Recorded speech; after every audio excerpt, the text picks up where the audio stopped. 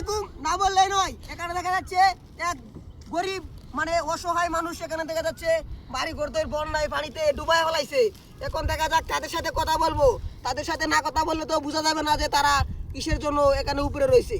তাদের সাথে কথা বলা যাক, তো কথা বলা শুরু করি। হ্যাঁ তো আসসালামু আলাইকুম ভাই, এখন তাদের সাথে কথা বলবো, তা কথা বলা শুরু করি। যে ভাই আপনারা এলাকায় আপনাকে ঘরে এত পানি কেন? পানি বৃষ্টিতে ডুবে গেছে ঘরবাড়ি। যে একটা বিল ভরে গেছে পানি দেওয়ান আমরা সব ঘরবাড়ি ডুবে গেছে। ওই যেখানে একটা কামার ছিল সেই কামারটা ডুবে গেছে। মনে করেন যে আপনাকে এলাকায় এত পানি হয়েছে, তাহলে আপনাকে এলাকায় কি কাল বিল হবে না? কাল বিল হবে না মনে হয়। যাও একটা হইতাছে সুড়ুমুড়ু, পানি মনে হয় এই কালে আসবো না। আচ্ছা, আপনার মন্ত্রীর নাম কি? মন্ত্রীর নাম ইঞ্জিনিয়ার ইকবাল। আপনার বাড়িটা কি কোন বাড়িটা কি শ্যামগঞ্জ? জি। আর তা না তো গরিপুর? হ্যাঁ জি। তাহলে শ্যামগঞ্জ বাড়ি গরিপুর তা না। আর আপনার তো 6 নং ওয়ার্ড, ঠিক আছে না? জি। আপনার বিষয়ে তো তাহলে অনেক কিছু জানি আমি। আচ্ছা, তাহলে আপনারা দেখে বল খেলতে পারেন না? জি। তো বলটার দাম নিছে কত? 350 টাকা। আচ্ছা, তাহলে আপনার ঘর দিয়ে এরকম অবস্থায় ঘর তোর কি ঠিক করবে না? বন্যায় ভেসে গেছে, এমন নয় না যে আর ঠিক করা যাবে। রাতে আপনারা ঘুমান কোনো?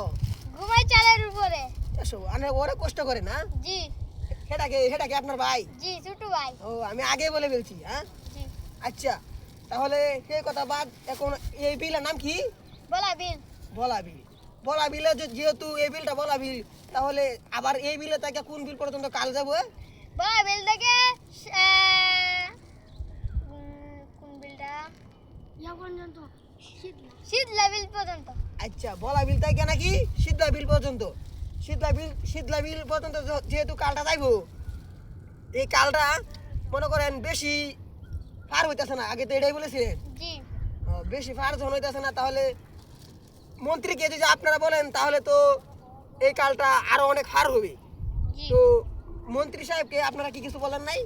বলছি, তারা অন কইছে সেদিকে ছোট করবে আর এখানে বড় করবে, এখানে পানি বেশি আর সেদিকে বড় করে আইতাছে।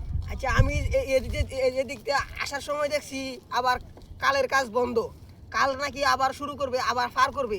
তো দেখা যাক, কালের কাজ যেহেতু বন্ধ, তাহলে কালটা মনে হয় আরো পার করবে। সবাই ভালো থাকেন, সুস্থ থাকেন, খুদা হাফেজ।